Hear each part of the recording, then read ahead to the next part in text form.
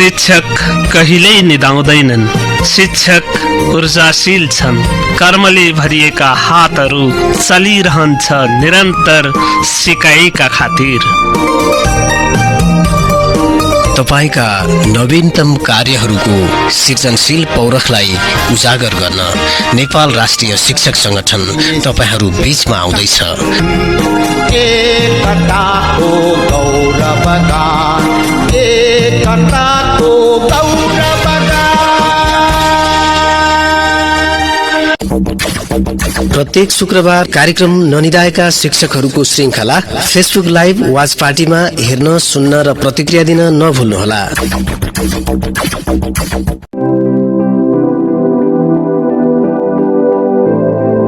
आदरणीय दर्शकवृन्द नमस्कार। कार्यक्रम ननिदाएका शिक्षकहरूको 23औं श्रृङ्खला विशेष प्रस्तुतिमा यहाँलाई हार्दिक स्वागत छ। आजको श्रृङ्खलामा हामी नेपाल राष्ट्रिय शिक्षक संगठन नेपाली शिक्षकहरूको मात्रै नभएर सम्पूर्ण पेसाकर्मीहरूकै पहिलो पेसागत संस्था हो र यसको जननी जिल्ला मकवानपुरबाट बीजारोपण भएको शिक्षक संगठनको ऐतिहासिक गरिमा के कस्तो रहेको छ त भन्ने विषयमा आजको प्रस्तुतिमा हामी चर्चा गर्नेछौँ। नेपाल राष्ट्रिय शिक्षक संगठन शिक्षकहरूको एउटा मर्यादित पेसागत संस्था जसले नेपालको शिक्षामा त्यति बेलाका शासकहरूबाट दमन र पीडा खेप्दै भए पनि आफ्नो हक, अधिकार र शिक्षण पेसालाई मर्यादित बनाउनको निम्ति ठूलो सङ्घर्ष गर्नु पर्यो। त्यति बेलाका शासक प्रशासकहरूले शिक्षकहरूलाई हेर्ने दृष्टिमा निकै ठूलो विभेद थियो। शिक्षकहरू राज्य व्यवस्था विरोधी हुन् भन्ने मानसिकता राख्थ्यो र शिक्षकहरूलाई अनाहकमै दुःख दिन्थ्यो। अरू पेसाकर्मीहरूको पेन्सन उपदान भइरहँदा शिक्षकलाई चाहिँ पेन्सन हुनु हुँदैन भनेर राज्यले दिएको थिएन। जब 2036 सालको पृष्ठभूमिमा मकवानपुरको भुटनदेवी माध्यमिक विद्यालयको प्राङ्गणबाट संस्थापक बद्री प्रसाद खतिवडाको नेतृत्वमा 6 जना शिक्षकहरू भुटनदेवी माध्यमिक विद्यालयको प्राङ्गणमा भेला भए र त्यही 6 जना बद्री प्रसाद खतिवडा, श्रीचन्द्र शर्मा, धर्मदत्त नेउपाने, बिन्दु गोपाल गोर्खाली, दीपक प्रसाद श्रेष्ठ र भीम प्रसाद भट्टराई बीच एउटा सल्लाह भयो। अब हामीले शिक्षकहरूको पेसागत आन्दोलन गर्ने एउटा शिक्षक सङ्गठन खोल्नुपर्छ। यही भेलाले गुरु योजना बनायो र 35 जना शिक्षकहरू 2035 सालमा हेटौँडा नगर परिक्रमा गर्यो। यो नगर परिक्रमापछि अर्को आन्दोलन चाहिँ 49 जना शिक्षकहरू दिउँसै लालटेन लिएर हेटौँडा बजारमा शिक्षक पेसागत आन्दोलनको उद्घोष गर्न पुग्यो। 49 जना शिक्षकहरू लालटेन लिएर दिउँसै सडकमा जुलुस निकाले। त्यसले शिक्षकको आन्दोलनलाई शङ्खघोष गर्यो र राज्यका सामु आफ्नो शक्ति प्रदर्शन गर्यो। शक्ति त प्रदर्शन गर्यो, तर त्यति बेला निहत्था शिक्षकहरूलाई राज्यले आफ्ना प्रहरी लगाएर धरपकड गर्यो र शिक्षकहरूलाई चरम यातना सहितको जेलनेल मात्रै होइन, पदबाट घटुवा गर्ने र जागिरबाट निकाला गर्ने सम्मका करतुतहरू गर्न पुग्यो। शिक्षक पेसा उपेक्षित थियो र यो पेसामा कोही पनि बस्नै चाहँदैन थिए, किनभने भविष्य थिएन यसको। त्यसो हुनाले अड्याउनको लागि पनि राम्रो तलब, कर्मचारी सरह राम्रो तलब चाहिन्छ, अनिखेरि सङ्गठन चाहिन्छ आफ्नो पेसागत विकासको लागि राष्ट्रिय रूपमा भनेर हामीले चाहिँ त्यसरी चाहिँ ती दुईटा माग त्यति बेला ज्यादै जल्दो बल्दो माग थियो।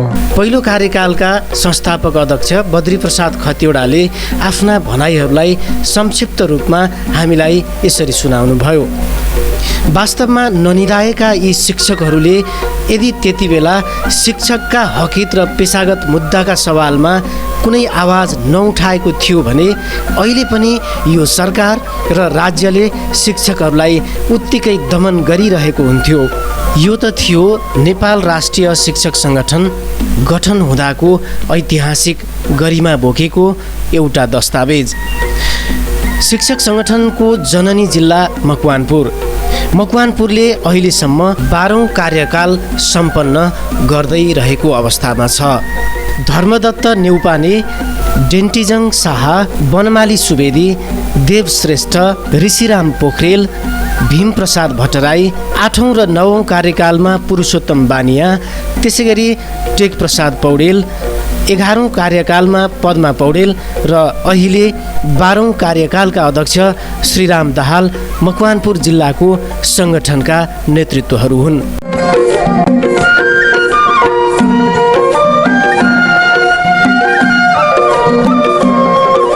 दर्शकवृन्द, मकवानपुर जिल्ला सङ्गठनको जननी जिल्ला देशभरका शिक्षकहरूको पेशागत आन्दोलनको एउटा तीर्थस्थल। शिक्षक आन्दोलनको सुरुवात गर्ने बेलाका 6 जना मध्ये केही शिक्षक आन्दोलनका अग्रणी नेताहरूको भनाइ चाहिँ पुरानो अनुभवमा कस्तो रहेको छ त? आउनुहोस् केही बेर ती कुराहरू सुनौँ अनि फेरि मकवानपुर जिल्लाकै सेरोफेरोमा रहनेछौँ।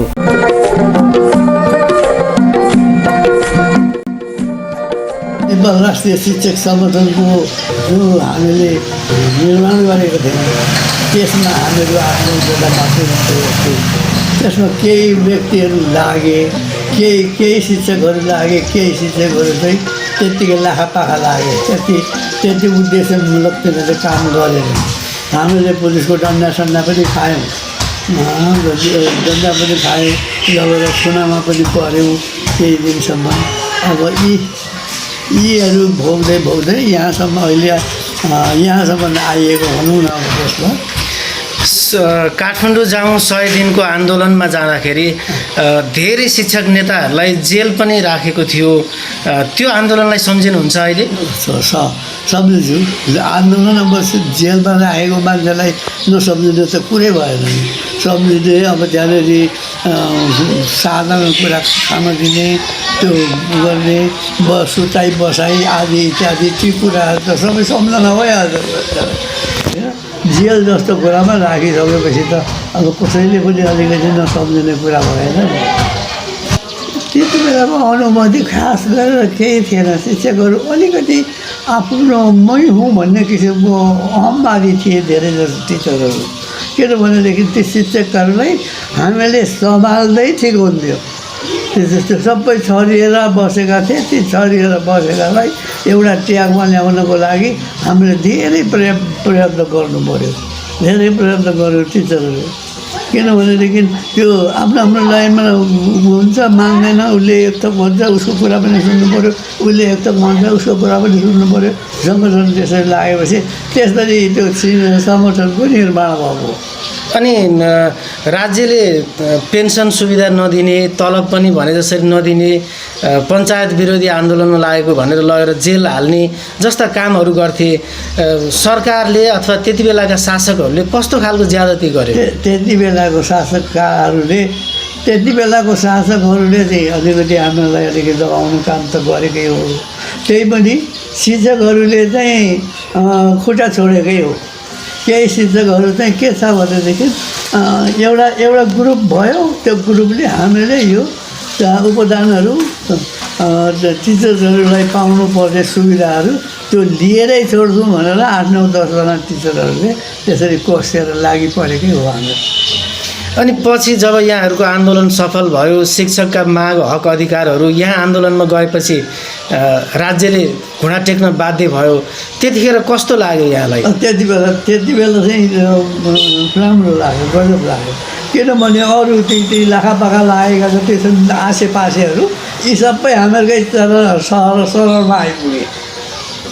शहरमा आइपुगे। के गरेर हामीहरू पनि शिक्षक सङ्गठनमा प्रवेश हुन पाउँ, हामी पनि शिक्षक सङ्गठनमा लागि पऱ्यौँ भन्ने त्यस्तो किसिमको गरेर धेरै मान्छे शिक्षक सङ्गठनको सदस्य बन्न पुगे। त्यति बेला त्यस्तो किसिमको स्थिति आयो।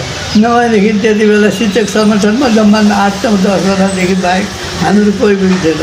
डन्डा खाएको मेरो दाम अझै पनि होला। मेरो खुद ससुराले नै तातो पानीले सेकिदिनु भएको त्यो मैले भोगेको छु। अनि यहाँले त आन्दोलनमा जाँदा आफ्नो एउटा हातको पाता पनि खुस्केको थियो। त्यो हातको पाता खुस्के तापनि किनभनेदेखि आफ्नो र शिक्षक साथीहरूको भलो हुन्छ भनेदेखि किन लागि नपर्ने भनेर हामी कसिएको। किन लागि पर्ने त्यसो गरेर मेरो मात्र भलाइको लागि गरेको होइन, सबैको भलाइको लागि होस् भनेर हामीले लागेको। अब अहिलेका शिक्षकहरू यहाँहरूको आन्दोलनले गर्दा अन्य राष्ट्र सेवक सरह नभए पनि त्यति बेलाको आन्दोलनको उपलब्धि अहिलेसम्मका शिक्षकहरूले पाइरहनु भएको छ। उहाँहरूलाई चाहिँ यो पेसागत आन्दोलनमा लाग्नको लागि कस्तो खालको सन्देश दिनुहुन्छ यहाँले? उहाँहरूलाई अब उहाँको चेतना छ भनेदेखि, उहाँको अलिकति मेन्टल दिमाग छ भनेदेखि यसरी गरेर 8-9जना शिक्षकले विभिन्न गरेर कोसिस गरेर आन्दोलन गरेर सङ्गठन ल्याए, हामीलाई उपदान पेन्सन दिलाए भनेदेखि यसमा हामी छोड्नु हुँदैन।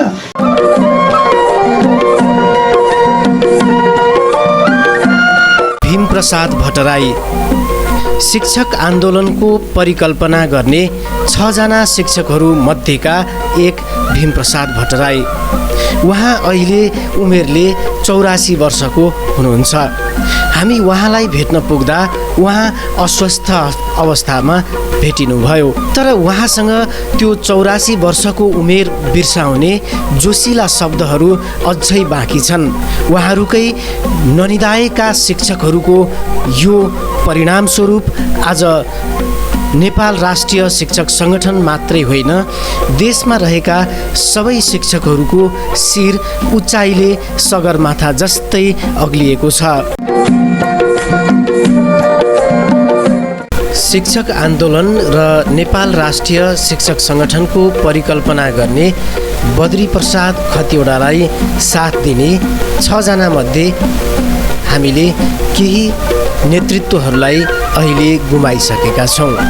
भीमदत्त न्यौपानेको यो जोसिलो भनाइपछि अब भने चौथो कार्यकालमा नेपाल राष्ट्रिय शिक्षक सङ्गठन जिल्ला समिति मकवानपुरको कार्यभार सम्हाल्नुभएका देवप्रसाद श्रेष्ठको अनुभव चाहिँ कस्तो रहेको छ त? आउनुहोस् केही बेर उहाँको भनाइ सुनौँ। अब त्यतिखेर बहुत दुःख थियो, बहुत दुःख थियो शिक्षकहरूलाई। दुःख मतलब कि अब कस्तो समय स्थिति थियो भने हाम्रो त भुटान नेवीमा अब म भर्ना हुँदाखेरि जम्मा महिनाको 55 रुपियाँ दाम तलब थियो। अनि त्यो पैसा पनि विद्यार्थीहरूसँग 2 रुपियाँ 3 रुपियाँ तलब लिएर विद्यार्थीसँग चाहिँ फिस लिएर जम्मा गरेर 3-4 महिना एकपटक चाहिँ नि तलब लिनुपर्ने स्थिति थियो। त्यस्तो स्थितिबाट हामीले गुजार्दै 2035 सालमा जब शिक्षक हाम्रो बद्री सरको नेतृत्वमा शिक्षकको एउटा चाहिँ 35 जवान शिक्षकहरूले एउटा जुलुस परिक्रमा गर्यो हेटौँडामा। त्यसपछि एउटा शिक्षक सङ्गठन निर्माण गर्ने एउटा आधार खडा भयो र अनि 2036 सालमा हामीले चाहिँ नि राष्ट्रव्यापी भेला गऱ्यौँ। भुटान देवी माध्यमिक विद्यालयमै राष्ट्रव्यापी भेला गऱ्यौँ र त्यो भेलापछि चाहिँ एउटा चाहिँ कमिटी गठन भयो। त्यतिखेरका महारथीहरू हुनुहुन्थ्यो चाहिँ खास गरेर चाहिँ खगेन्द्र सङ्ग्रौला, सुशील चन्द्र अमात्य, अनि यो चाहिँ खम्बु भन्ने एउटा थियो खम्बु। अनि यिनीहरूले सङ्गठन गरेर एउटा सङ्गठन निर्माण गऱ्यौँ। त्यसपछि बेला बेलामा मिटिङ हुँदै गयो। यति चाहिँ नि दुःख दियो, यति ह्यारेसमेन्ट गर्यो। हाम्रो एउटै मात्र उद्देश्य के थियो भनेदेखि त्यतिखेर सबै शिक्षकहरू देशव्यापी भेला भएका शिक्षकहरूको कमसेकम हामीले पनि त्यतिखेरसम्म त नेपाल सरकारले अलिअलि तलबहरू त दिएको थियो, तर पेन्सन उपदानहरू कुनै किसिमको सुविधाहरू थिएन। अनि हाम्रो सङ्घर्ष चाहिँ के त भने जब शिक्षकहरू निवृत्त भएपछि त शिक्षकहरू त केही न केही उनीहरू हुन्छ। त्यस कारणले कमसेकम कात्रोसम्म किन्ने पनि पैसा हुँदैन। त्यस कारण यसको निमित्त हामी लड्नुपर्छ र शैक्षिक मर्यादा कायम गर्नको निमित्त हामी लड्नुपर्छ भन्ने किसिमको भयो र हामीलाई धेरै पटक यो क्रियाकलाप गर्नको निमित्त धेरै पटक बाधा अर्चनहरू दियो। ठाउँ सिडिओले भयो, स्थानीय प्रशासनहरूले भयो, स्थानीय पञ्चहरूले पनि यति दुःख दियो कि अब हाम्रो क्रियाकलापमा यिनीहरू व्यवस्था विरोधी हुन् भनेर अनेक किसिमको चाहिँ लान्छनाहरू लगाउने, यस्तो किसिमको गर्दै गर्दै यसरी चाहिँ गुज्रिएर एउटा सङ्गठनको निर्माण भयो। र त्यो बेलाको अब दुःख कष्ट त एकदम भनिसाध्य नै छैन, किनभनेदेखि कैयौँ पटक हामीहरूलाई चाहिँ शिक्षकहरूलाई खाँदेर उसमा पुर्यायो, पुलिस कस्टडीमा पुर्यायो, फेरि छोड्ने, खान लैजाने, यस्तै किसिमको क्रियाकलाप गऱ्यो। त्यसपछि हामीले काठमाडौँ जाउँ अभियान चलायौँ। काठमाडौँ जाउँ अभियानमा पनि अनि काठमाडौँ जाउँ अभियान चाहिँ नि सारा शिक्षकहरू करिब चाहिँ नि तपाईँको 72 जिल्लाको शिक्षकहरू चाहिँ काठमाडौँमा उपस्थित भएको थियो। अनि त्यो आन्दोलनमा दुई दिनको आन्दोलनपछि चाहिँ नि हामीहरू सबैलाई गिरफ्तार गर्यो।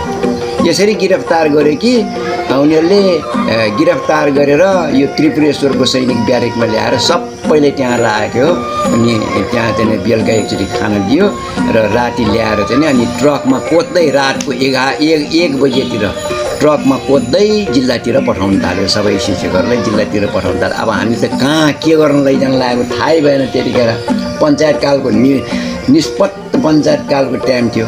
त्यसपछि हामीहरूलाई चाहिँ अब कसैलाई अब कुन शिक्षक कुन जिल्लाको शिक्षक हो तिनीहरूले छानेर राखेको थियो।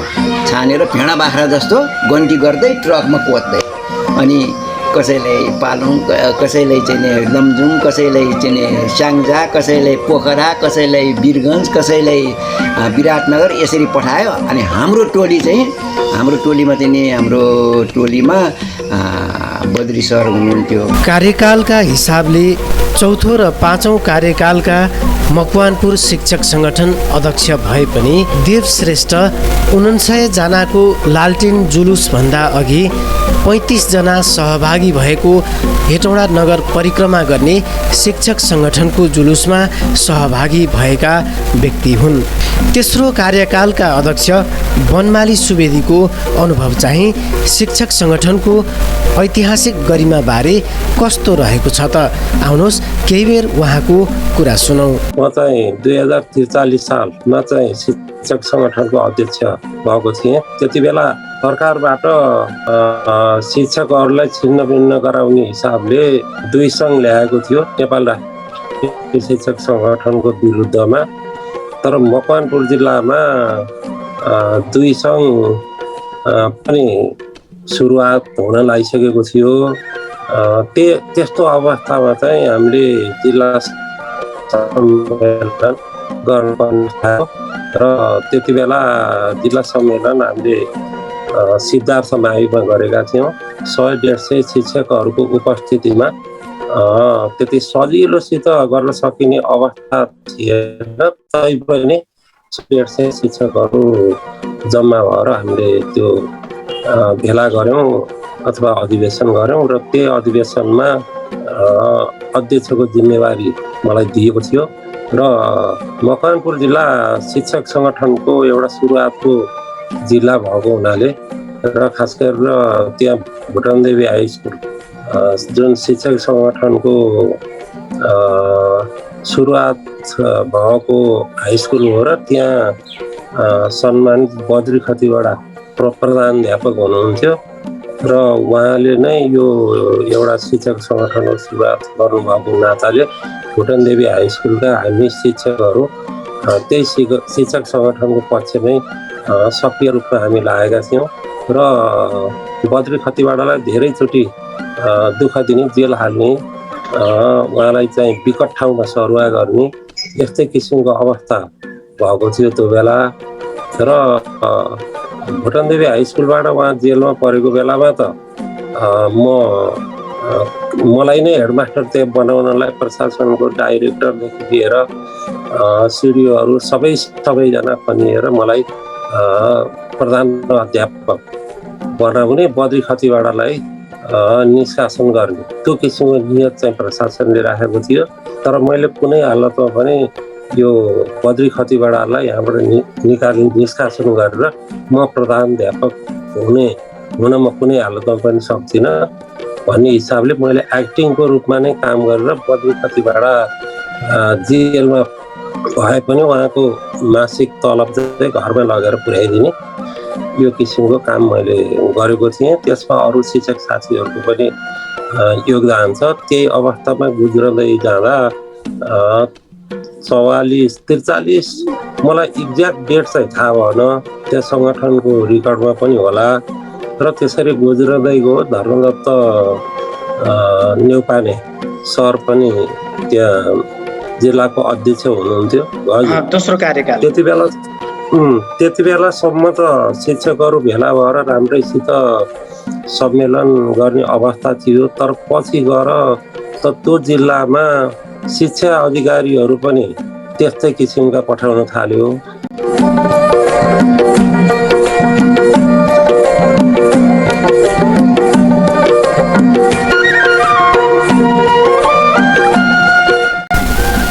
नेपाल राष्ट्रिय शिक्षक सङ्गठन जिल्ला समिति मकवानपुरका तेस्रो कार्यकालका अध्यक्ष बनमाली सुवेदी त्यति बेलाको प्रशासनिक दमन र राज्यको ज्यादतीलाई यसरी सम्झँदै आफ्नो अनुभव व्यक्त गर्नुहुन्छ। 6औं कार्यकालका अध्यक्ष ऋषिराम पोखरेलको अनुभव चाहिँ सङ्गठनको ऐतिहासिक गरिमाबारे कस्तो रहेको छ त अबको क्रममा जोड्दैछौँ उहाँको आवाज। त्यस बेला त शिक्षक एउटा जागिर कम, समाज सेवा बढी थियो र शिक्षक भनेर चाहिँ थाहा पाएपछि एउटा चाहिँ घरमा बस्ने एउटा चाहिँ डेरा बस्ने डेरा नै पाइन्थ्यो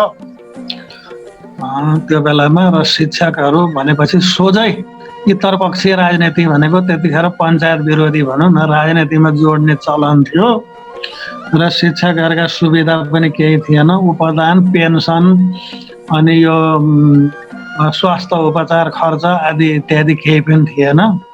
र हामी त्यही पनि शिक्षक भनेको चाहिँ एउटा अल्मलिने बाटो होइन, एउटा काल पल्किने बाटो, पर्खिने बाटोको रूपमा मात्रै त्यो बेला थियो।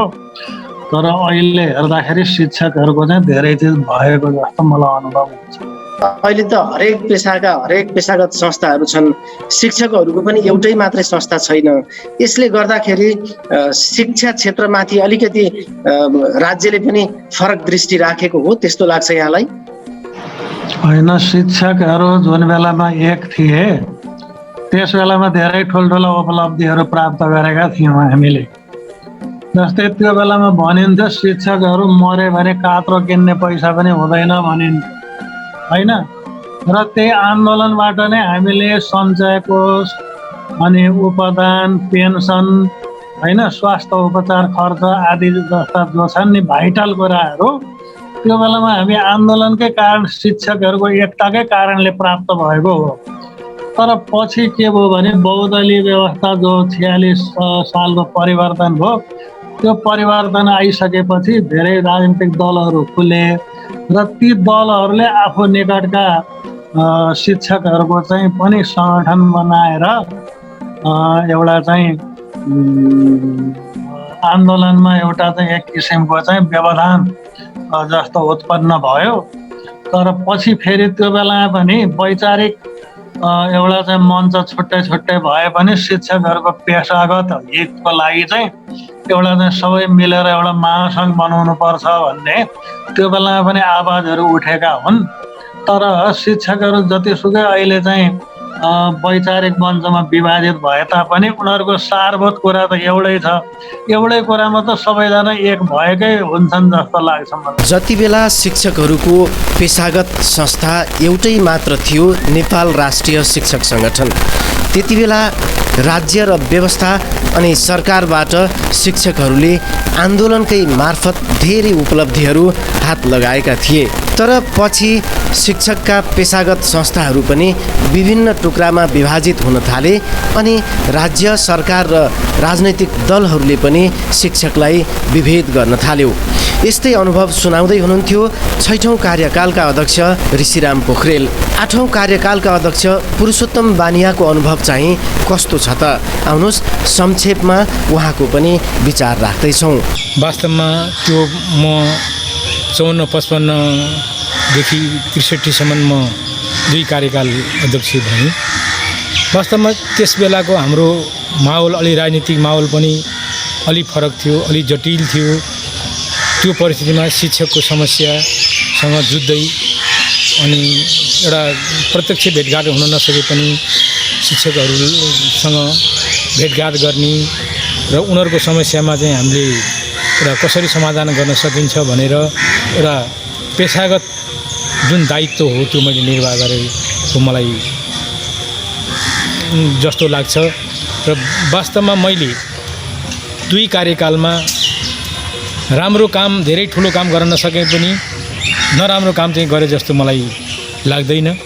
र वास्तवमा शिक्षकहरूले मलाई एउटा निष्कलङ्कित ढङ्गले धेरै राम्रो गहिरो मूल्याङ्कन गरेका थिए। त्यसबाट म त्यस बेला आफ्नो कार्यकालप्रति खुसी छु र मैले हरेक ठाउँमा भने थिएँ म शिक्षकको धेरै ठुलो काम त गर्न सक्दिनँ, तर सानो भए पनि सबैलाई एउटा चाहिँ समान व्यवहार गर्छु र समस्यामा सबैको समस्यासँग समाधान गर्ने कुरामा अघि प्रतिबद्ध छु भनेर मैले साथीहरू अगाडि व्यक्त गर्दै पनि आएको थिएँ। अब शिक्षक सङ्गठन को मात्रै नभएर सम्पूर्ण पेसाकर्मीहरूकै पहिलो पेसागत आन्दोलन नेपाल राष्ट्रिय शिक्षक सङ्गठनको जन्म हुँदा 2036 सालमा भएको थियो, लालटिन जुलुस सहितको त्यो आन्दोलन। त्यो आन्दोलनलाई यहाँले कसरी स्मरण गर्नुहुन्छ र यो मकवानपुर जिल्लासँग सङ्गठन कसरी जोडिएको अनुभूत गर्नुहुन्छ? वास्तवमा 36 सालको एउटा राजनीतिक जुन विद्यार्थी आन्दोलनबाट सुरु भएको, त्यस बेलामा एउटा शिक्षकहरूले पनि अब हाम्रो अवस्था हेर्नु पर्यो। अब आफ्नो अवस्थालाई चाहिँ अब हामी कमजोर छैनौँ, हामी एउटा चाहिँ मेचीदेखि महाकालीसम्मका शिक्षकहरूले आफ्नो समस्या के हो, हामी पछि परिरहेका अवस्थाहरू के हुन् भनेर बुझ्ने जमर्को र गर्ने जुन ऐतिहासिक एउटा सङ्घर्षको घडी हो त्यो। वास्तवमा त्यस बेलामा धेरै ठुला आन्दोलनहरू भए र तैपनि हाम्रो आन्दोलन तत्काल पुरा नभए पनि त्यो एउटा आन्दोलनको सुरुवात थियो र हाम्रो पेसागत मर्यादाको लागि एउटा जुन लड्ने पेसागत एउटा प्रतिबद्धता जाहेर गर्ने एउटा चाहिँ त्यो एउटा प्रेरणाको चाहिँ स्रोत थियो, त्यो ऐतिहासिक आन्दोलन थियो त्यो। भनिन्छ 12 वर्षपछि खोलो पनि फर्किन्छ। अहिले मकवानपुर जिल्ला नेपाल राष्ट्रिय शिक्षक सङ्गठनको 12औं कार्यकाल हो। त्यो ऐतिहासिक विरासतलाई यो 12औं कार्यकालले फेरि एकपटक जुरुक्कै उठाएको छ।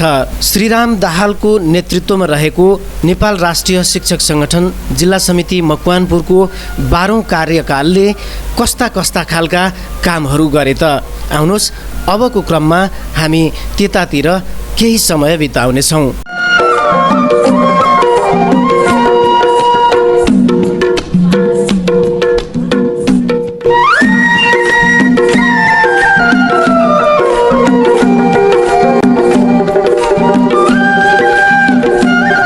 आदरणीय दर्शकवृन्द, यहाँहरूले स्क्रिनमा देखिरहनु भएको छ नेपाल राष्ट्रिय शिक्षक सङ्गठन जिल्ला समिति मकवानपुरको 12औं कार्यकालले गरेका केही कामहरू।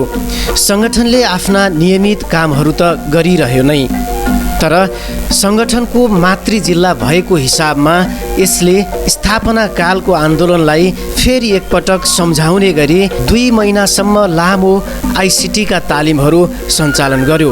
5 महिने साङ्गठनिक सुधार अभियानका क्रममा होस् वा कोरोना भाइरस कोभिड-19 को सङ्क्रमणका कारण देश अस्तव्यस्त बनिरहँदा शिक्षकहरूलाई जागरुक गराउने ननिदाएका शिक्षकहरू कार्यक्रम मार्फत होस्। मकवानपुर जिल्लाले सङ्गठनको आफ्नो गरिमालाई कहिले पनि बिर्सिएन। अबको प्रस्तुतिमा भने कार्यक्रम ननिदाएका शिक्षकहरूको श्रृङ्खलामा केही विशिष्ट व्यक्तित्वहरूले कस्तो अभिव्यक्ति राखे त? राष्ट्रिय अन्तर्राष्ट्रिय रूपमा पनि चर्चाको विषय बन्न पुगेको शिक्षक आन्दोलनको एउटा अभिन्न हिस्सा कार्यक्रम ननिदाएका शिक्षकहरूको श्रृङ्खलामा प्रस्तुत गरिएका केही आवाजहरू अबको क्रममा राख्दैछु। म आभार व्यक्त गर्छु मलाई यो अवसर दिनुभएकोमा। लक्ष्मण सरको नेतृत्वलाई मैले सलाम ठोकेँ, किनभनेदेखि धेरै अगाडिदेखि मैले लक्ष्मण सरलाई जिस्काइरहेको तपाईँको नेतृत्वमा त यो कमसेकम केही राम्रो होस् न, लौ न भनेर भनेको। यस्तो मजासँग लिएर जानुभएको छ अहिले। यसको निम्ति म लक्ष्मण सरको आफ्नो नेतृत्व र त्यो शिक्षक सङ्गठनका साथीहरूप्रति एकदमै आभार व्यक्त गर्छु। नेतृत्वलाई सम्मान। मकवानपुरले जुन किसिमको थाल्ने गर्यो असाध्यै मन पर्यो। यो प्रतिक्रियात्मक होइन भनेर लक्ष्मण सरले भन्नुभयो। प्रतिक्रियात्मक नै भए पनि म अत्यन्त खुसी हुने मान्छे मध्ये हुँ, किनभनेदेखि मैले नै हो शिक्षक मरे, ती निधाए, ती व्यवस्था गरे, तिनले अपराध गरे भनेर भन्ने लेख्ने बदमास मै हो। सडकबाट मैले किन त्यसरी भन्नु पर्यो भने बच्चाहरूको निम्ति हामीले बडो जिम्मेवारी लिएर पनि हामीले गर्न सकेनौँ भन्ने मेरो पीडा थियो। यो काम सुरु गर्नुभएकोमा फेरि पनि म मकवानपुरको अभियानकर्ताहरूलाई एकदमै आभार व्यक्त गरेँ, नमन गरेँ। केही कुराहरू असाध्यै राम्रोहरू आछ, जस्तो मैले चाहिँ नि राम्रो पक्षमा के देखेँ भनेदेखि शिक्षकसँग जो चिन्तन छ त्यो भनेको व्यवहारिक चिन्तन हुँदो रहेछ, तर हामीसँग चिन्तन भन्नु भनेको गफाडी चिन्तन हुँदो रहेछ। उदाहरणको लागि भनौँ, अभिभावकलाई होमवर्क लिनलाई आऊ भनेर भन्ने जुन किसिमको चिन्तन ल्याउनु कति राम्रो चिन्तन छ। जो यहाँ बसेर विज्ञ भन्ने मूर्खहरूले भन्न सक्छन् भन्ने मलाई पत्ता छैन। त्यो चिन्तन त शिक्षकसँग रहेछ नि त। कति राम्रो कुरो कान ल्याउनु। एउटा टोल बाँडेर चाहिँ ठ्याक्कै यो टोलमा शिक्षक जाने भन्ने किसिमको जुन ढङ्गले चाहिँ लिएर आउनुभयो त्यो हामीसँग बुद्धि हुँदैन। हामीले चाहिँ जाने जस्तो गरिदिने मात्र हो। त्यो बुद्धिको यहाँसँग रहेछ। त्यसैले मैले सलाम ठोक्छु। वास्तवमा त्यो धेरै राम्रो कुरोकानी गर्नुभएको छ। शिक्षकहरूलाई मरे र निधाए भन्नेहरूले पनि अन्ततोगत आफ्ना कुराहरू स्वीकार गरे कि विज्ञ भनिने आफूहरूको विचार पनि शिक्षकका अघिल्तिर केही नलाग्दो रहेछ। कार्यक्रम ननिदाएका शिक्षकहरूले यही कुरा प्रमाणित गरिदियो र शिक्षकहरूमा एउटा जागरणको नयाँ आयाम पनि थपिदियो। शिक्षाविददेखि कलाकारहरूसम्मले यो कुरा स्वीकार गरे। मिस नेपालको उपाधि प्राप्त गरेकी श्रृङ्खला खतिवडा पनि शिक्षकहरूलाई यस्तै सद्भाव व्यक्त गर्छिन्। हामीले ध्यान दिनुपर्ने कुरा भनेको इन्टरेक्टिभ लर्निङ। यदि आइटी छैन, केही छैन भने बाहिर गएर बारीमा गएर फुलहरू चिनाउने, पातहरू चिलाउने, गोडमेल गर्न सिकाउने, होइन, एउटा बिरुवा हुर्काउन सिकाउने। कसरी हुन्छ उहाँहरूलाई physically, mentally, sound, smell, vision सबै वेबाट चाहिँ कनेक्ट होस्, त्यसरी सिकाइयो भने विद्यार्थीले धेरै सिक्छन्। र त्यसै गरी टिचर्सहरूले पनि अलिकति मोर फ्रिडम दिने विद्यार्थीहरूलाई, उहाँहरूले रिसर्च ओरिएन्टेड काममा धेरै जिम्मा दिने। सबै आफूले पढाउने भन्दा तपाईँ पढेर ग्रुप बनाएर प्रेजेन्टेसन दिनुहोस्। सानैदेखि प्रेजेन्टेसन दिने बानी लगाउने, क्लासमा आएर बोर्डमै लेखेर चित्र कोरेर भए पनि प्रेजेन्टेसन दिने, ल्यापटप प्रोजेक्टर पनि चाहिँदैन। ग्रुप वर्क गर्न सिकाउने, टिम वर्क गर्न सिकाउने, इन्डिभिजुअल विद्यार्थीलाई कसरी टिममा लिएर आउने, क्लासलाई सानो बनाउने, यस्ता धेरै कुराहरू छन्, होइन। यसरी हाम्रो शिक्षा पद्धतिमा चाहिँ हामीले टिचिङ प्रोफेसनलाई, शिक्षकहरूलाई राम्रो ट्रेनिङ दिएर एटलिस्ट केही महिनाको ट्रेनिङ दिएपछि मात्र शिक्षकहरू चाहिँ क्वालिफाई हुने हिसाबले, तर त्यो ट्रेनिङमा चाहिँ उहाँहरूले पढिसक्नु भएको हुन्छ। मोन्टेसरी ट्रेनिङ भनेर दिएको जस्तै एउटा मनोवैज्ञानिक फरक हिसाबको शिक्षामै आउनको लागि चाहिने तालिम चाहियो। एकदमै त्यो तालिम चाहिँ चाहियो। र शिक्षकहरूलाई पनि धेरै शिक्षकहरूलाई रियलाइज पनि हुँदैन होला कि उहाँहरूलाई नि रियलाइज हुनु पर्यो शिक्षण पेसाबाट म धेरैजनाको जीवन बदल्दैछु, त्यसैले म एउटा शिक्षक भएको नाताले आई हेभ द्याट रिस्पोन्सिबिलिटी, ममा त्यो दायित्व छ भन्ने बुझिदिनु भयो भने त्यस्तो ट्रेनिङहरूले उहाँहरूलाई थप ऊर्जा पनि दिन्छ। र तपाईँहरू त हाम्रो कर्णधार निर्माण गर्ने डक्टर, इन्जिनियर आफ्नो ठाउँमा। कार्यक्रमका विभिन्न श्रृङ्खलाहरू होस् वा नेपाल राष्ट्रिय शिक्षक सङ्गठन जिल्ला समिति मकवानपुरको अन्य गतिविधि, ननिदाएका शिक्षकहरू कार्यक्रमको आयोजक जिल्ला मकवानपुरका अध्यक्ष श्रीराम दाहालको भनाइ चाहिँ कस्तो रहेको छ त? आउनुहोस् अबको क्रममा उहाँको केही विचार जोड्छु। ननिदाएका शिक्षकहरूका यो कार्यक्रमको चाहिँ कन्सेप्ट के हो त, अवधारणा के हो त भन्ने सन्दर्भमा थोरै स्लाइडहरू छ, म यसलाई प्रेजेन्ट गर्ने अनुमति चाहन्छु।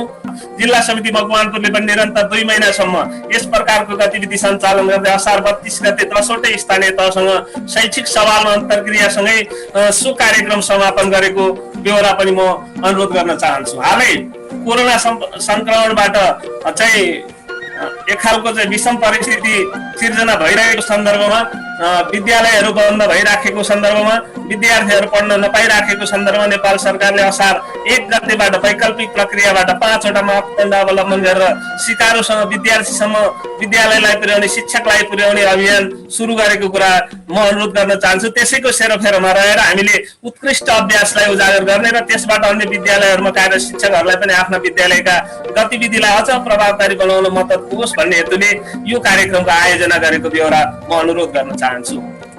हाम्रो उपलब्धिहरूमा 1 नम्बरमा शिक्षकले गरेका नवप्रवर्तनात्मक शैक्षिक अभ्यासहरूबाट राष्ट्रिय अन्तर्राष्ट्रिय रूपमा प्रचार प्रसार हुनेछ भन्ने कुरालाई हामीले यहाँ राखेका छौँ। मकवानपुरको एउटा कुनामा एउटा शिक्षकले गरेको राम्रो काम, पर्वतको एउटा कुनामा एउटा शिक्षकले गरेको राम्रो कामलाई राष्ट्रिय रूपमा अन्तर्राष्ट्रिय रूपमा चाहिँ प्रचार प्रसार हुने खालको अवस्था सिर्जना हुनेछ भनेर हामीले उपलब्धिको रूपमा त्यो कुरालाई यहाँ राखेको अनुरोध गर्न चाहन्छु।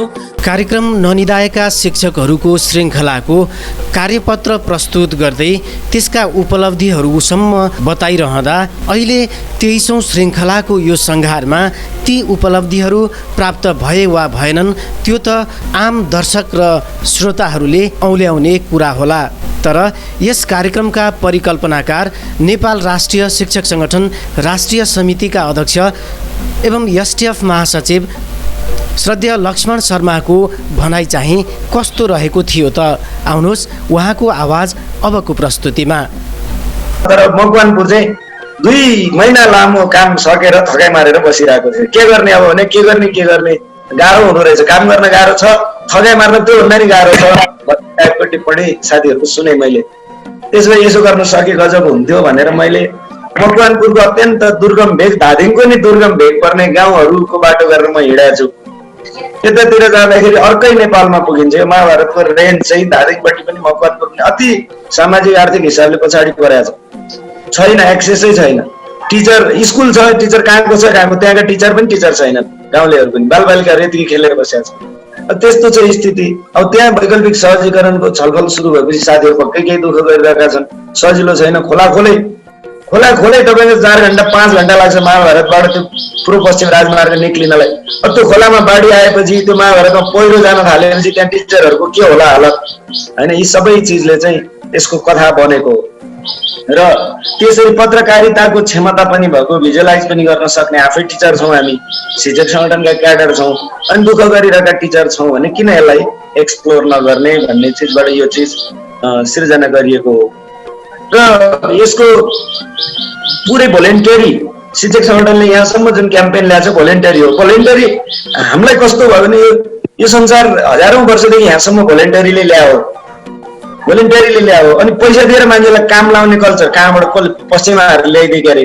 पैसा नभए त केही हुँदैन भन्ने यो तुवालोले हामी सबैलाई ढाकेको छ। तर गजबको काम चाहिँ भोलिन्टियरीमा हुन सक्छ कि शिक्षक सङ्गठनले करोडौँ रुपियाँ जोगाए जस्तो लाग्छ मलाई यो बिचमा हामीले चलाएको अभियानले। यसलाई हामी पैसाले गर्न थालेको भए त हामीले केही पनि गर्नै सक्दैन। कार्यक्रम ननिदाएका शिक्षकहरूको परिकल्पनाकार नेपाल राष्ट्रिय शिक्षक सङ्गठन राष्ट्रिय समितिका अध्यक्ष श्रद्धेय लक्ष्मण शर्माज्यूको यो परिकल्पना अहिले कतिको सारमा प्राप्त भएको छ त्यो त अब फेरि समीक्षाको पाटो रहला। तर हामीले यो 23औं श्रृङ्खलासम्म आइपुग्दा मकवानपुर जिल्लाको मात्रै नभएर नेपाल राष्ट्रिय शिक्षक सङ्गठन जो शिक्षकहरूको पेसागत पहिलो आन्दोलन गर्ने संस्था, त्यसको एउटा इतिहास संरक्षण गर्ने र शिक्षक आन्दोलनका जीवित योद्धाहरूको आवाजलाई इतिहासका रूपमा सुरक्षित गर्ने अभियान पनि हो। हामी यो अभियानमा कतिको सफल भयौँ त्यो त समीक्षाको पाटो रहला। तर ती सबै शिक्षक सङ्गठनका नेताहरूमा यो श्रृङ्खला हार्दिक आभार व्यक्त गर्दै उहाँहरूप्रति नै यो श्रृङ्खला समर्पण गरिएको छ। शिक्षक एकता जिन्दाबाद।